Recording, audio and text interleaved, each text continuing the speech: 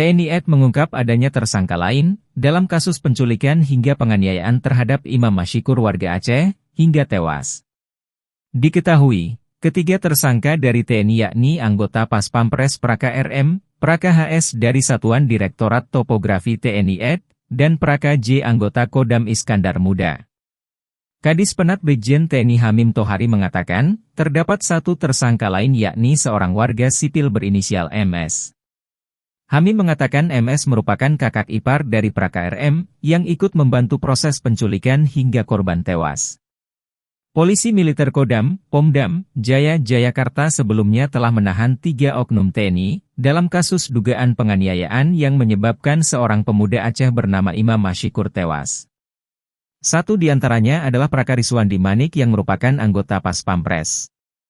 Irsyad menjelaskan 2 oknum TNI lainnya, yang diduga terlibat dalam kasus tersebut, bukan berasal dari Satuan Pas Pampres. Ketiganya diduga melakukan penculikan dan penganiayaan terhadap Imam karena Imam diduga menjual obat-obatan ilegal. Informasi yang dihimpun, mereka sempat mengaku kepada warga sekitar sebagai polisi ketika membawa Imam. Namun karena permintaan tebusan tersebut tidak dikabulkan, Imam terus dipukuli di antaranya di bagian punggung. Video yang diduga penganiayaan terhadap Imam tersebut juga tersebar di media sosial. Dalam video beredar, tampak seorang pemuda yang diduga Imam Mashikur mengerang kesakitan karena punggungnya dipukul berulang kali menggunakan sebuah alat. Bahkan di video lain yang beredar, punggung pemuda tersebut tampak telah terluka dan berlumuran darah. Pemuda tersebut juga terdengar mengucapkan kalimat dengan bahasa daerah sambil menangis. Pemuda tersebut meminta agar keluarganya mengirimkan uang 50 juta rupiah sambil menangis. Sekali lagi Pak ya, ini besar lagi bahwa proses penyidikan masih berlangsung. Kita masih terus mengumpulkan keterangan dari saksi-saksi dan alat bukti yang memang masih perlu dilengkapi juga untuk mengungkap secara tuntas.